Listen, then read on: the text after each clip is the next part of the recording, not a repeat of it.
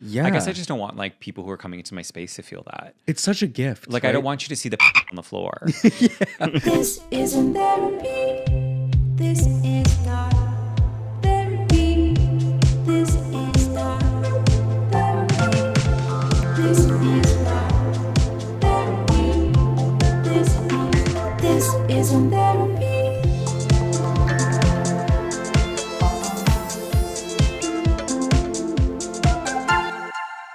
Hello, and welcome back to another fun, Flirty fabulous episode. of This Isn't Therapy. The podcast about all the stuff people are talking to their therapists about. That's right. Who are you? My name is Jake Ernst, and I'm a therapist. Who be you? Oh, I'm Simon Palick, and I am not a therapist. But the two of us, we're just two friends, two gal pals who like to have casual conversations about therapy themes. It's true. So each week on This Isn't Therapy, we get our grubby little paws. We stick them into the therapy room. It's true. We pull out a theme, a factoid, something that is floating around in the culture, and we just have a casual Kelly couch conversation about it. Why? Well, it's because therapy themes are everywhere you look. That's right. This is so cringe. What therapy themes are we talking about today? Okay, speaking of speaking, Yeah, say it. we have quite a bit. You've been wanting to say it. I've been wanting to say it for a while. So we are talking about today Yeah. touch deprivation and Oh, Wicked listen, for good that and part one. But this really is the combo that I've really been wanting. yeah, I've been wanting to order this combo for a while. honestly, and I'm really excited for at the end how we're gonna make the two of them feel like it's a cohesive episode. But we'll figure that out at the end. Oh, I think we'll get there. You think? Yeah. Because we did it last week, and now I feel like, ooh, we have to do it this week. Pull up in the drive-through. Yeah. We're gonna order the combo. Okay. Yeah, Okay. it's gonna happen. Pull Pull up in the Sri Lanka. What's that? Never mind. What does that mean? Inside joke. With who? There's nobody else here. me and the people. For sure. We've said that before. 6, 7. 6, 7. Come on. By the time this Yeah. comes out, 6, 7 is not going to be a thing. I don't think that's true. 6, don't 7. think? Oh, 6, 7 will be here. But babe. so was Skibbity. Remember Skibbity? I think yes, I do remember Skibbity. Anyways. I know her well. All right. So why don't we go to our first... actually, before we go in, Yeah, say it. why touch deprivation? Okay, so well, let's get into it. Yeah? Let's get into it. Do you wanna just get into it and Let's then we'll just talk get about it? into All right, it. let's I get was into just it. gonna tell you why, but I Okay. feel like we should wait. I feel like it's like there's a bit of a reveal. Oh, Yeah, exactly. 1,000 I don't want to reveal too soon. Okay. All I right. mean, well, I'm happy to. I'm gonna adjust my seating, and we'll be right back. We're gonna a word from our sponsor, Swoosh.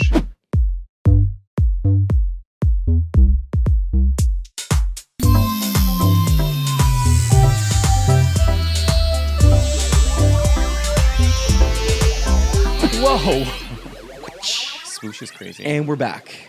So why Why touch touch deprivation? deprivation? Yeah. So I heard this term skin hunger a few weeks ago. Skin hunger. Yeah, those Okay, I got those it. are the words Yeah. I said. I don't think I would have put those two That's words what together. I said. Yeah, Is it bad that my visual was Hannibal Lecter the moment you said that? there is some ooky spooky science Is that there? shows that our skin can get hungry. Yeah, Okay, say and more. so there's this sort of sense that we can be deprived of touch. Mm-hmm. So touch deprivation. That's where those words come from. Yeah. Okay. I got it. We can go being without touch, Mm-hmm. which is a core sensory need that we all have as humans. Going without touch actually is proven to show that it has consequences. So when we don't have enough touch in our lives, Mm. or when our skin is left hungry, it can have negative health effects. Okay, wait, but is it actually like your skin, like your epidermis is like grumble, grumble, I'm hungry, or is I mean, well, or is this just like a therapy thing where people are like, your epidermis is showing. your epidermis is showing again? Oh no, we can't swear. Stop saying the F word. Ah! We're trying to monetize. Bleep. bleep, bleep, Bleep it out. Grant, bleep you're- it out. Grandma? You say grandma, grandma bleep it out. Oh, Grant. Grandma bleep it out. Grant. Yeah, we've our- listen, we had to hire some people Yeah. to help us out. Yeah. Hey, Grant. So here's the thing. Let me back up. So we have our senses, right? So we have sight, we have smell, we have taste. We have sight. Well, you have none, but I don't have, you don't which have- I don't have. which you don't have, Which I lost. exactly. Yeah, many years ago. And we have hearing, which sometimes I don't have. You do not have. Because sometimes I feel like you're hearing, but you're not listening. Exactly. I'm like not picking up on the cues. Yeah. And then our last one. And of course, touch. Yeah. And so touch, if you think just like early life, as soon as we come out of the womb, we need skin to skin contact. And that is not for no good reason. We need that to regulate our stress hormones. We need that to release oxytocin, which is the bonding and attachment hormone, which we like. which we love, which We we love love, which we oxytocin. love oxytocin. Oh my God. I put it on all my clothes. Me too. Yeah. It comes out so white after. And Yeah. we also need it in order to help us make sense of our world, right? So that we live in a shared world and a shared reality with other people. Touch is a big part of that. So the tactile aspects of relationships. So things like hugs, holding hands, being close, like physically or romantically, right? And so sex is a big part of touch. And so it turns out being deprived of touch or being starved of touch has pretty significant health effects, meaning that our cortisol levels are higher, so our stress hormones are higher, oxytocin levels are lower, and ultimately it has been found to like reshape the brain. Like it changes the brain, that it creates a level of loneliness when we don't have touch or contact with the physical world around us. And I think this is partially the result of the pandemic, right? Like we have gone through a really big thing in our world that has reshaped the way that we interact or get into contact with people. And I also think technology and being online too much also has a really big impact about the ways that we are giving and receiving touch. And so it's at this point where it's a significant concern because we're not hugging, we're not hand holding, we're not engaging at physical intimacy as much as we need it to feel safe, at ease, regulated, calm, and relax with people around us. So how does the overlap, you know how there are people who they just like, they're not really into physical touch? Sure. Like even like, what is it? The love languages or whatever, where it's like, Yeah. I don't need touch or Yeah. touch of affirmation. What is it? Let's just back up a second. Yeah. The 5 love languages have zero like clinical backing. There's no science to them. Love that. They're simply this Christian man who said, in order to maintain a healthy marriage, these are the 5 ways that you should love your partner. And so then pop psychology got a hold of it and said, well, hold on, we can turn this into a template for love. So we can say in a very heteronormative way, this is what men need to give their wives, and this is what wives want to receive from their men and what they should give their men. Right. And so it became this big, like, how do you give love and how do you receive love thing? And so, yes, as you're saying, physical touch is a big part of that. Yeah. It is not because, for the science reasons, as that's my understanding, it's more about how do you maintain a healthy marriage, is why physical touch has sort of emerged in that setting. Right. However, there is science behind it, which says that, yes, we all require or like touch to different degrees. Okay. And so it's typically the amount of touch that we have had as kids also shapes how much we need or require it in adulthood. And it goes both ways. So the kids who are high touch, the kids who have been maybe hugged a lot or like have had close body contact or cuddles and snuggles as kids, will appropriately also love that or want that in adulthood.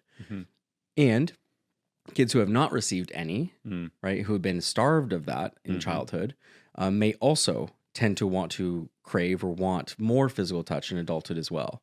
And again, it can go the other way. So if you've had a lot in childhood, that might also just suggest that your needs have been met in maybe the more immediate need sense.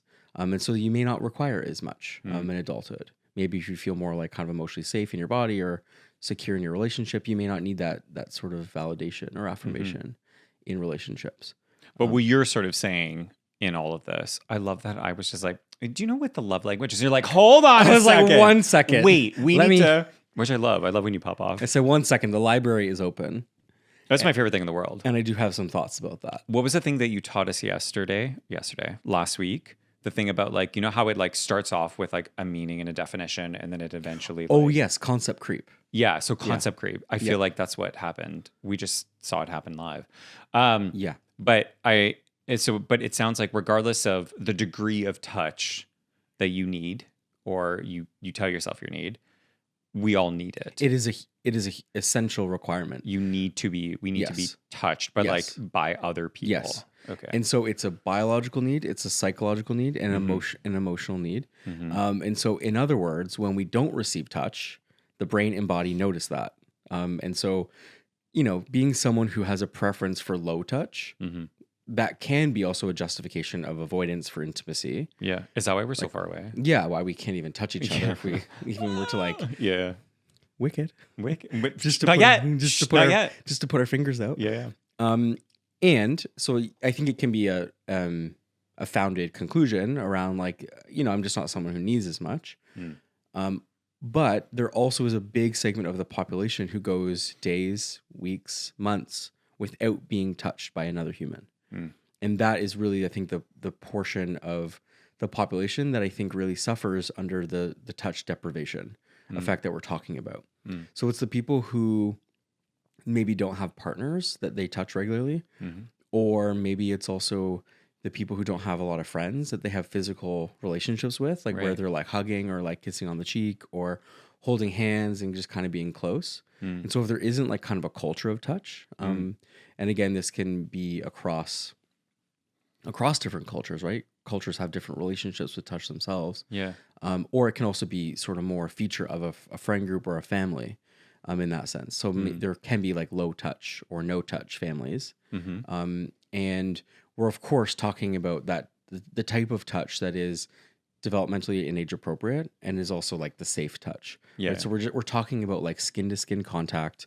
So being held, being hugged, being comforted in that kind of way is really just going out the window is really what this is about.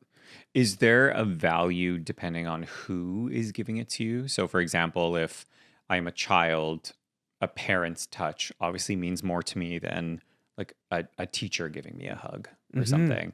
Yeah. Or as an adult, like being hugged by a friend versus being hugged by a partner. Yeah. Does the science sort of show that there is kind of like a value system added depending on the type of relationship that I have with the person who's giving me the touch? Yes, but it's also based on what sensory needs we have. So if we think about like our eyeballs, right? Yeah. Our eyesight, eye contact is another need that is very important for the regulation of our stress responses and Why? our nervous system.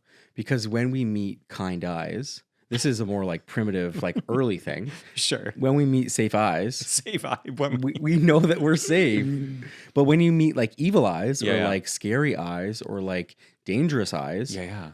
whether that's like a squint or a glare or You know how butterflies sometimes have the fake eyes in their wings? yes, dangerous eyes, Dangerous eyes. evil eyes, These eyes Realize. realize that I've always said that. You've always said that. It's honestly in script and Yeah. above your bed. yeah.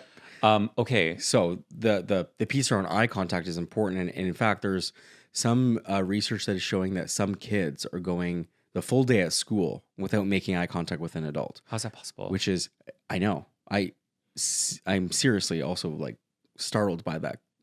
Is that because of screens? Well, yes. So like part of it is that like kids just aren't seeking it out, right? So they're not finding safety in adult eyes. But also too, like when things just get so fast, we forget that, having eye contact with someone at the front of a room, maybe like a teacher while they're teaching a lesson or greeting you as you're coming in your school and giving you a high five or a handshake or a hug for the little kids. Like, again, we shouldn't undervalue that level of mental health care because that shows the other person, in this case a kid, Right. that they are safe, that they're in a safe place. You know what this has made me think of? Yeah. You've sort of said this a lot. Like our body has like because you said like your stomach is almost like another brain. Yeah. Right. Like I feel like we lead so much with our thinking brain, so much, right? That our body is not our thinking brain. And I think we sometimes think things that Yeah. like we need, but we may not need, but our body is kind of its own other thing. Mm-hmm. And we know when we're feeling safe, when we're not feeling safe. Like we can feel that experience. Yeah. And I sort of think like so much of where we're at right now is about like thinking your way through things or like thinking about things, but we forget that there are those like very simple like body brain connection things that we are deprived of because of a screen or because we're just not gathering as people in person as much as possible as we used to. But like there is so much of like we don't realize the value of it until Yeah. it's taken away. Yeah. Right. And I think we've all experienced that with the pandemic, not to bring her up again, but Yeah. I think we all kind of got like a little tired of the Zoom games Yeah. And after a while. it We is were also- like, I need to go for a walk with someone or because it's that human contact, right, that we Yeah. need as humans. And geez, we've said this so many times here, but as a social species, we need to be in close proximity to other people. And it's even true of especially little kids. Like there's a lot of kids who just aren't getting the same level of touch with each other in the same way that we have had it historically. And that typically comes through play. So that can be like what is called rough and tumble play. Yeah. Like where kids are, kind of body checking each other on the soccer field or, bouncing or playing tag, like that kind of stuff. yeah. Being out in nature and like having physical touch with the world is important. And with each other is important too. It teaches you about boundaries. It helps you learn like where I end and the other person begins. Those are really important like life lessons that we need. And that happens through touch, right? And so when we see even in small children who haven't had appropriate exposure like to safe touch like in childhood that increases their secure attachments. We also see that extend further into adolescence as behavioral problems and addiction. Yeah. Because the root there is connection, right? Having safe connections, having other people around us to ground us is what we need. And so when we don't feel that presence or we're not used to feeling that presence in early life, then we try to seek it. We try to get it out in other ways, either by acting out or taking too many risks or engaging in maybe some harmful activities just to get that same perhaps biological felt sense obtained. Oh my God. Yeah. So that's kind of what you're noticing in the therapy room. It's pretty fascinating. Yeah. And this is another important like kind of layer of, I guess, this conversation as it moves to therapy is that as therapists, we have to be very careful about offering touch in a therapeutic setting. There's a spectrum here. There are some therapists who have very firm boundaries and say, I will not hug a client. Yeah. And then there are other clients other therapists, let's even add massage therapists or some somatic therapists into that as well, where they use touch, and touch is the healing practice. And so again, it's a spectrum, but in a lot of ways, I think that we also have to figure out our own relationship with how much we require touch. And I think it is one of those things where you don't know how much you need it until you receive it. And I think about our friendship, you and I, or think about our friend group in general.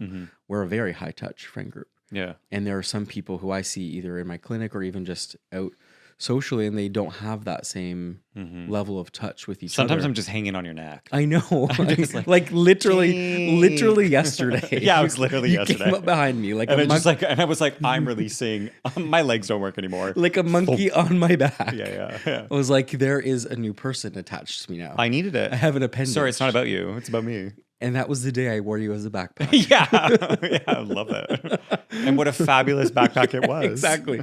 It completely So many compartments. It calmed my entire nervous system. So thank you. Yeah, I am the Dora Explorer backpack of our friendship. The oxytocin release that I received from that backpack was magical, really. welcome. Yeah. Well, speaking of magic, I think it's time we click our little heels and we make our way down that yellow brick road Don't you dare towards segue in that way. the land Don't you dare. of Oz. Don't you dare craft an expert level precision segue. Thank you, and we'll be here all week. And we'll be right Okay, we'll see you soon. And we'll be right back. BRB. And we'll be right back. Swoosh!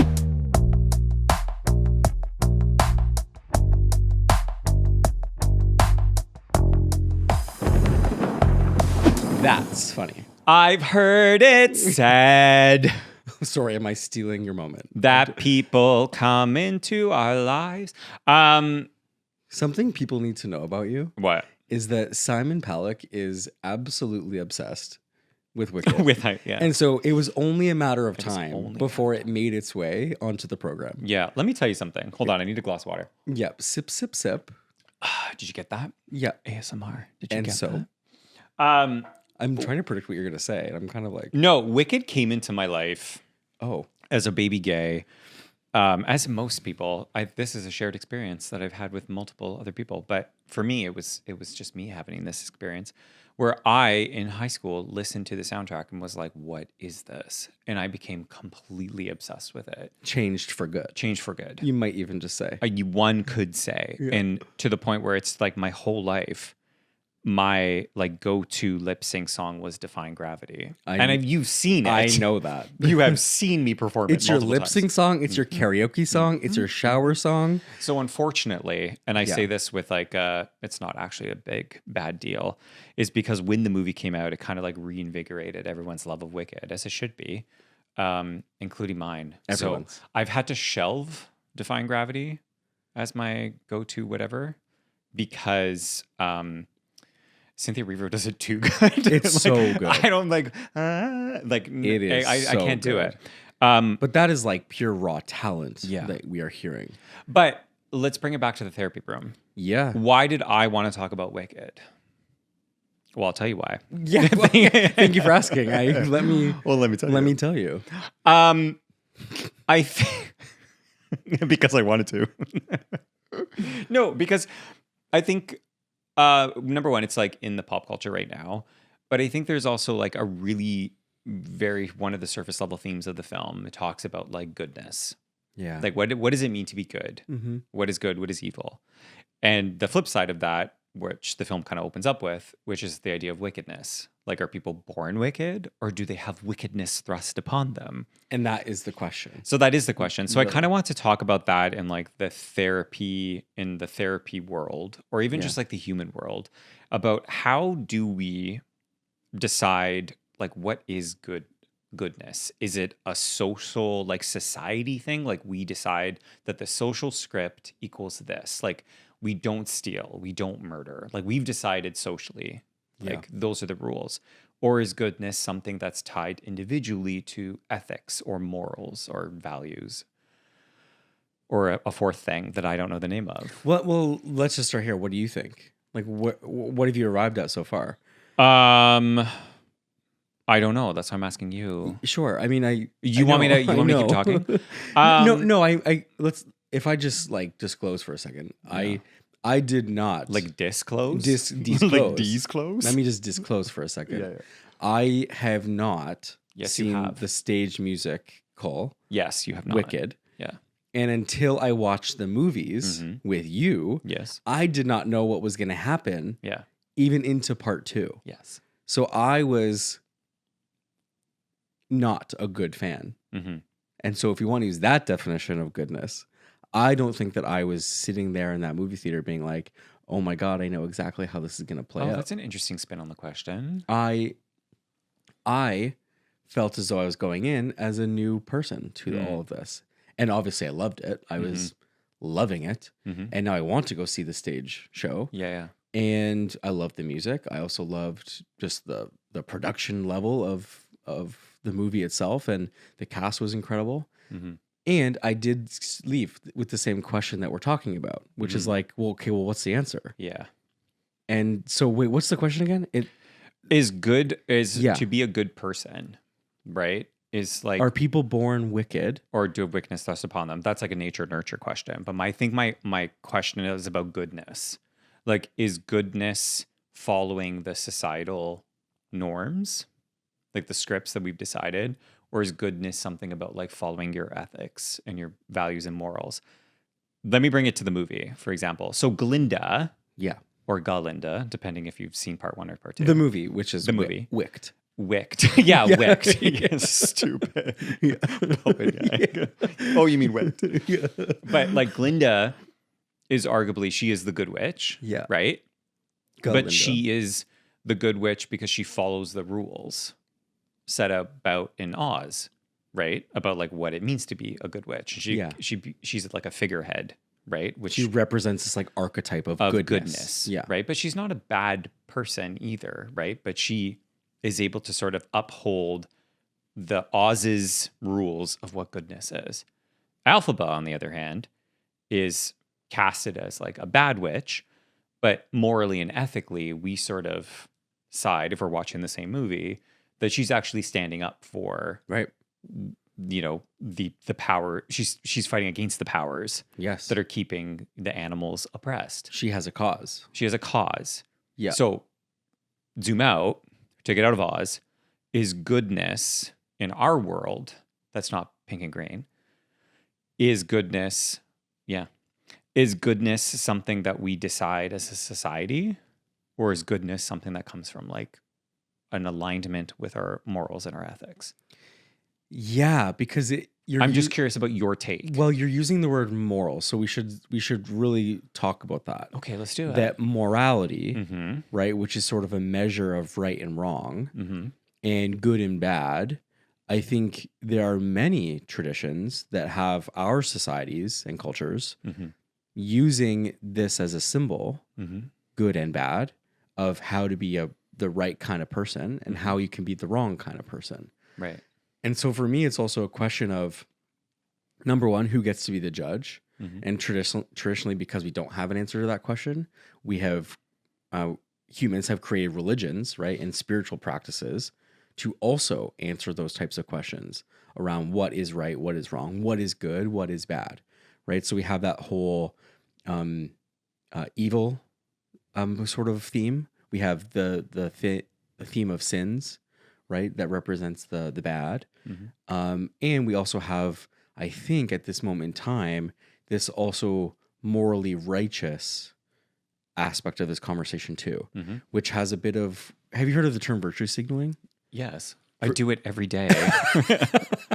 I signal literally, my it's- virtues all the time. No, listen. It's one of the top 3 things I do. I wake up, I unplug my phone, I scroll through Instagram, I brush my teeth, And I'm the best person ever. and then I start signaling my virtues. exactly. And I let everyone know. I have to prove to everyone that Yeah. I'm the best good person. Yeah. And so for those who don't know, virtue signaling is when you signal all the good things that you do. Mm-hmm. And so whether that is like you think all the right political thoughts, or you do all the right like self-care practices, or Mm-hmm. you are maybe the most like ethical person in the workplace, we tend to virtue signal often when we want to show people that we're a good person, Mm-hmm. or that, like I was saying, the most good person in the room. Mm. And so that can obviously have its downsides, which is that number one, what sets of values are we actually using to assess goodness? Mm-hmm. We can see how that looks politically. And obviously, Wicked is a highly political movie as well, with many political undertones. What? Yeah.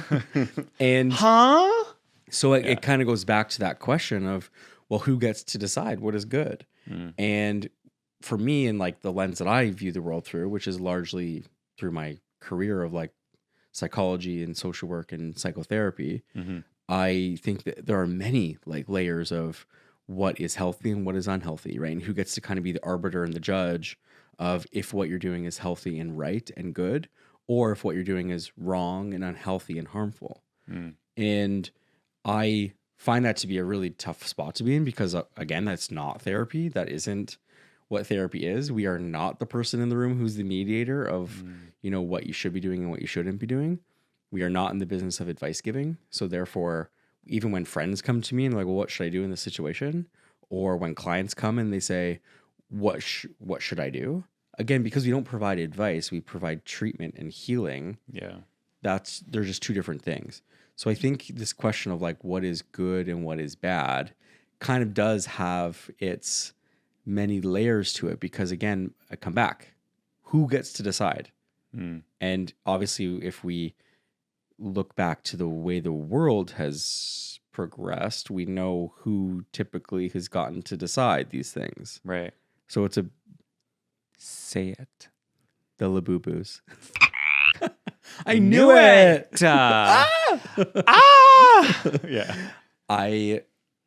Yeah. So I think that, but it comes back to the main point I think that you're trying to surface here, which is like, if we are born good, which I think that we are all born with goodness and good parts inside of us. And I also think that we have the capacity to do bad things and harm other people. And that is also part of being human too. And so I don't necessarily know that like things are thrust upon us. Right. But we are certainly relational creatures that interact with our world, and so we are affected and impacted by our relationships with other people. So I guess thrust upon us, like, would that assume like an intention that like people are trying to cast us as wicked characters? Or Well, in the movie, that is what or happens. evil. Yeah, and I Right. just don't know that that's always a reflection of real life. Okay, well, I guess for Let's pause. Yeah. Obviously, I'm just like eating my words for a second because Yeah. and they taste kind of bad because why? well, I'm saying I made a pretty broad brush statement that evilness is not thrust upon Yeah. us, but I do think that obviously certain groups do all the time get villainized and Yeah. have evilness thrust upon them as a way to sow a lot of tension and disagreement and polarization in a community. So Yeah. to me, maybe it's a both and. It's Yeah. not, I guess, one or the other. Yeah. Yeah. We're We're doing it live. We're doing no, but to your point, and here, look, I'll like expertly thread this back into the film. A little bit of lore about the Wicked universe I can't wait. is, and I'm not sure if this has come across in the movies or not, but part of where, so animals, capital A in the book, are like sentient animals. And we see that with like Dr. Dillamond. We see that with all like the different animal characters who are like, who act like humans, right? So they're equal. And then the wizard comes and suddenly casts animals, capital A, as the reason for there was like a big drought, which happened in Oz. And then a lot of like food supply shortages occurred, right? So they blamed it on the animals. 'Cause they Capital gave A. Capital A. So like the whole theme of the movie is like taking away their voice so that they become a lowercase animal, so that they lose the ability to speak, right? Which the metaphor is right there, right? But I mean, to your point about the idea of like wickedness being thrust upon people, the creating the common enemy to distract from like the real power at B is a very common thing that we see happening in our world right now. Hello, hi. And I wonder, like, again, going back to good and evil, or what is good and what is not, like, Glenn, do we look at goodness as like, goodness is the actions that I'm doing to better humanity? Or is goodness like the actions that I'm doing that are harming humanity, but it's for like the altruistic good? It's for the long-term good. Yeah.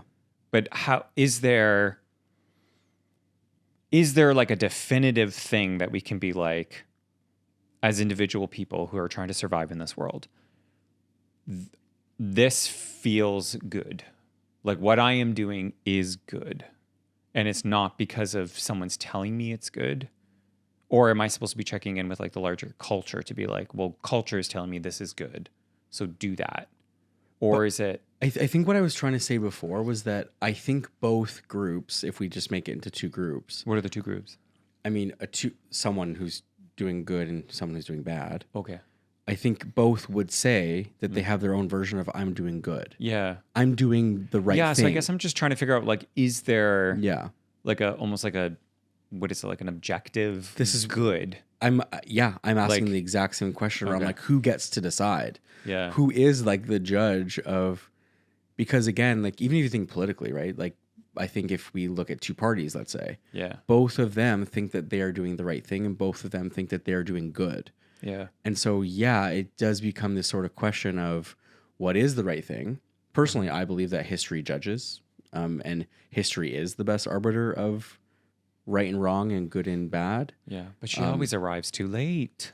Well, we're also like famously bad at remembering our history. Yeah. I think that like, especially in North American culture, we are famously bad at letting history repeat itself. Right. Right. We're good. Sorry, we're good at letting history repeat itself. We're we're bad. bad We're bad at- at changing our behavior. You know. Yeah. Yeah. You know what I mean. Yeah. And so I think what that means is that we have this like really big blind spot in the current moment, in the present, when we are assessing like, am I good or am I bad? Yeah.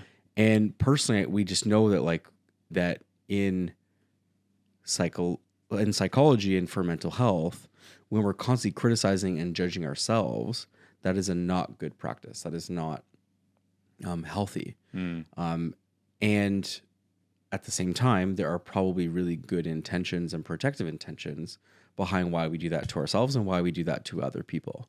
And so psychology would point us in the direction, because that's the lane that I'm in and how I view these things through. We could look at the psychology of Glinda and Alphaba and see like how they operate as both positive and negative, right? It's a both and in every aspect, because even Galinda's goodness is also has those shadow parts that we were talking about last week. Yeah. That there is a cost to being good all the time, Yeah. or performing as good all the time, or pursuing good all the time. And so I think what I would guide us more closer to is that we want to be more integrated and accepting of the fact that we all have goodness inside of us. And then there are also these parts of us that operate in ways that are counterproductive to the project of being human. And when we only use good and bad as measuring tools, I think that is where we keep ourselves stuck. And so personally, I used to kind of assess myself through this lens of like, am I good enough? Am I good enough to be in a relationship? Am I a good enough therapist? Am I a good enough, son, whatever. But I've stopped doing that because I actually don't think that is the work. I don't think that is our work. I don't think that I believe that a lot of it stems from a lot of religious residue that is sort of left over from a lot of faith traditions that point us in the direction of like, you have to be the perfect person. You have to be good enough to get into, let's say, heaven. Yeah. And if you're bad enough, then you'll end up in a bad place. Yeah. And I just don't, psychologically, that doesn't help me. It doesn't help drive my behavior. And so for me, it's more about value systems than it is about this good and bad moral thing. Is there like a relational aspect to it? And what I mean by that is, so that like your morals and your ethics are individual, right? Yeah. But what about like the impact of our actions on other people? Like, does that sort of play into, and again, in the movie, that's like that's also a big theme, right? Like the big final song is like Alpha and Glinda coming together. Yeah. And they sort of talk about like the change that they've had individually, that they've learned from each other, both coming at goodness from different angles, but then coming together mutually through this like very impactful, lasting friendship. So does goodness, or like how do our relationships play into the deciding this like nebulous question of deciding like what is good and what is not? Should we take into account, I guess, our impact with our relationships with other people? It's an interesting question, because I think even the line like I have been changed for good sort of suggests that I've been changed permanently by being through this experience. Or I've been changed for good. Like I've been changed for good. For the better. Yeah. Totally. Yeah. And I think it's like for good. like for good. like, you know, yeah. How many, just like when you emphasize the wrong. Yeah. When I go a little up. Yeah. For good. Yeah. Yeah. I just wonder if that is the right conversation at all. I mean, it's obviously true that we are influenced and affected and changed by our experiences and our relationships. Yeah.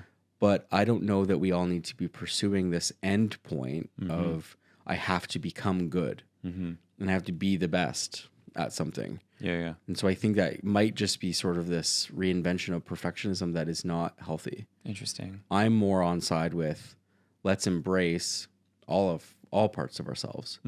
And yes, through experience, yes, through relationships, we are objectively impacted by those things. Yeah.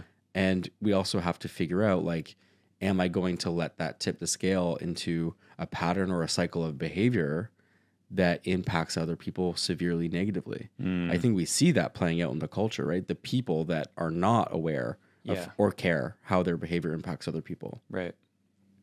I'm on side with, I do care about those things. I do care about how my behavior and my actions impact other people. Right. And so I will act in a way that is in alignment with how I want to be, Yeah. not necessarily what I think society thinks I should be or who my relationships require me to be. Mm. So there's an authenticity piece to that, but also the relational aspect of, yeah, things are ever evolving, ever changing. I like how you kind of worded that, because it's like a mix of like, even though we haven't solved the question, because I don't think we were supposed to, but I like that. What I like what you said, because it sounds like it's a mix of like, you know, it's a mix of my own ethics and morals and values, in addition to I'm also aware of my impact Yeah. of Yeah. my impact of like practicing my ethics and morals and acting upon those things. What impact do they actually have with those around me? And that also informs how I want to flow through this world. I would hope that most people want to flow through this world being good, right? We don't necessarily see that, but To me, the thing that comes up is about accountability. And maybe this can be like a wrap up here. I think this is about accountability in a lot of ways, because if we think about things like cancel culture or this sort of practice we have of dogpiling on people in the comment section on the internet, right. I think that we call that accountability, right? Right. But accountability is a self-initiated process. It's something that you do by yourself that says, I am going to show up in this way. Accountability isn't, I'm going to hold somebody else accountable to my standards, and everyone else has to fall in line with how I think and how I feel. That is, unfortunately, also in psychology, a term called psychic equivalence, where we assume that our thoughts, our feelings, our behavior should be extended to everybody else. So everybody else should have to operate in the same way that I do. And so also under psychic equivalence, we see it show up in a lot of friendships, a lot of relationships and family, where we wrongly conclude that my way is the right way. And that I think all the right thoughts, I think all the right feelings, and everyone else should think that way. Or when it's more immature, everyone else already thinks this way. And so when psychic equivalence is kind of operating in a system like a relationship, we again assume that everyone should pursue the same goal of being the same type of good person. And so this is where it can get really polarizing politically, or why we can fall into things like cults or groups of people where there's such a strong pull that we lose ourselves, or we lose what is objectively, let's call it good. Yeah, I actually hesitate in therapy to use terms like good and bad, because I think it draws too much of a black and white, and that itself can become the extreme where it just may be the wrong conversation altogether. Well, so there's a lot here, right? No, but that's, you know, without spoiling it for folks, but like that's kind of what the movie kind of talks about by the end. Yeah. Right? We kind of see the nuances of what it means to be good and what it means to be bad. Yeah. Because I don't even think that Glinda or Alphaba are the models of either or, right? Yeah. I think they can learn from each other. Love it. They pull things from each other, but they also kind of show by the end of the movie, it's like there is nuance here. And I think that where the movie starts is very like good witch, bad witch. Yeah. And then by the end of it, you're kind of like, hold on a second. The Wicked Witch of the West. Which one? Yeah. Fascinating. Well, We'll leave you with that. Well, no, final thoughts about our two topics today: touch deprivation and the idea of goodness with Wicked. Where I thread the needle is Yeah. that I think we all have human needs that we require. We want to feel like we are doing right in the world, that we are good people. We also need those physical reminders of that, right? Which is that we need touch, we need eyeballs on us, we need closeness, we need connection. And I think this is like, these are two reminders of like, it's like this messy project of being human. Yeah. Which is that sometimes when we have these unmet needs or these unmet desires for and questions that are open, it can create a lot of stress. Yeah. And I could see Glinda feels like a person who's hugged quite a bit. Alphaba is not. Yeah. And then we see the impact of how she changes when she starts to be touched Yeah. and hugged.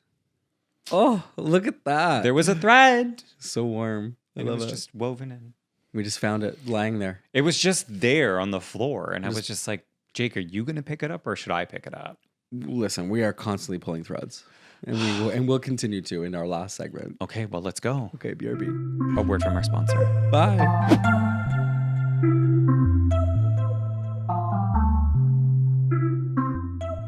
Okay. Okay. Listen. We are like so very back. We're so back. The And more. Whoa. Whoa. Are you going to say it? No, I am. Okay, let's see it then. And we're about to wrap this thing up. Yeah. And at the end of every episode, we like to go back to our tried and true, our trusty little segment, asking for a friend, where we, just like two friends, we are unpacking a question that you submit. Yeah. So you can do so at the link, of course, in our bio. It's also in the description. And you can go find the link and you can submit a question of your own. Yeah. Today, And it's anonymous. Today we have an amazing question, but first we have to get to the jingle jangle. Because it's time for Asking for a friend. Cue the music.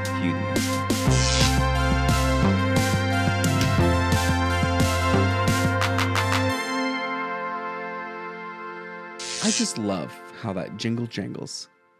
I just love it. And so this week we have a lovely submission and it goes like this. Why do I clean my entire apartment only when someone's coming over? Shouldn't I be the one worthy of clean floors? Well, You know what, friend? listen, lovely. Listen. Come on, kid. That is me. Did I submit this? I don't know. I feel that way a lot. Or most recently. Only thing that propels you to clean your apartment is the social perception of someone's judgment. Not the only thing. Not the only thing. I was really trying to make but it wicked. It definitely, trying yeah. to thrust You're trying to thrust wickedness upon me. Wickedness upon you. But it's definitely a motivator. Well, yeah. But it's definitely like a massive motivator. Of course. Yeah. I mean, and so the lovely listener was asking why. Yeah. I mean, I think there are a lot of reasons like why we do that. I mean, but as a friend. I think we want to be perceived in like a positive way, right? I actually kind of, if you think back to just like animals in general, like animals also do a lot of housekeeping.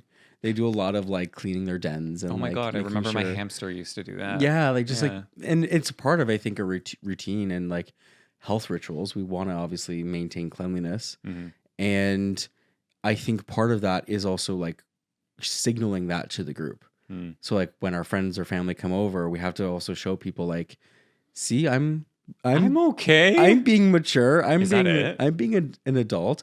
I don't know. I kind of think of it as like, for me personally, like why I do that is because like I like a clean space. Yeah. But I also like having like a clean, healthy environment for people to welcome people into. Yeah.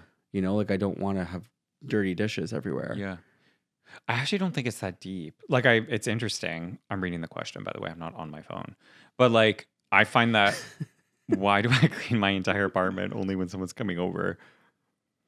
I mean, I think like sure, You should. Go for it. You should. Like, you should. That's what I mean. It's like it's not that deep, you know? You're only a good person if you clean your apartment. 100%. Cleanliness is next to goodliness.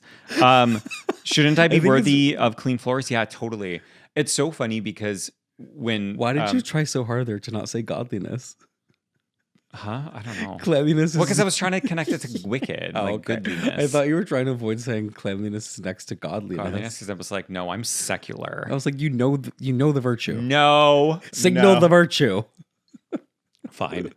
But I do that. I do that all the time. I always Same. do like a quick like wipe of everything because I like it. And it feels like you're Yes. you know when you know what it reminds me of? Like, you know when you go into an Airbnb in a hotel and it's gross? Yeah. And Yeah. it's only happened a couple times in my life. But like when you go in and you're like, oh, I don't want to touch anything. Yeah. I guess I just don't want like people who are coming into my space to feel that. It's such a gift. Like right? I don't want you to see the on the floor. Not that I on the floor, but it happens. Be honest. You can be honest here. You know what? Sometimes it dribble. The but- listeners are lovely. They will receive you and accept you Okay, comment in any the way. section, Yeah. the comment section if you dribble. Yeah. Because I can't be the only one. Yeah. No, but My it's- little dribblers. It's like like basketball, Yeah. like dribble. yeah, I'm gonna create a This Isn't Therapy subgroup. And like a baby. Called my Lil It's a baby Dribblers. group. It's Yeah, dribble, call my like Lil Dribblers. like drill dribblers. Yeah. It could be babies and also people who accidentally pee on the floor. And ballers.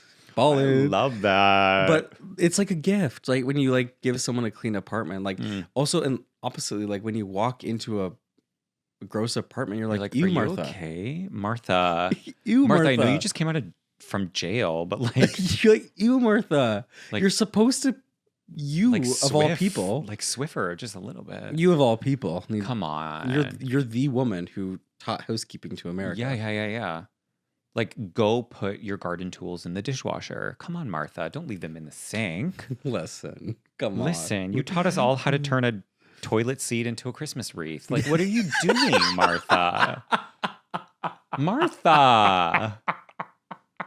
Martha, if you're listening. I can always count on you to really drive a Just bit keep going. right into the ground. Well, I listen. support that. If you like what you heard, And we hope that you did. make sure you hit that subscribe button. Yeah. I feel like this should be to the camera. Like, Yeah, make sure you that's it. subscribe, you like, you comment. And if you're just listening to us, make sure you like, subscribe, and comment. All of that stuff helps. And find us on all of the socials. Like, we love hearing from you, especially all the DMs and stuff. It's really nice. Yeah. I mean, and like Simon said, we love that you're here. So thanks for tuning in. Yeah. And go stream Wicked. Okay, bye. Bye.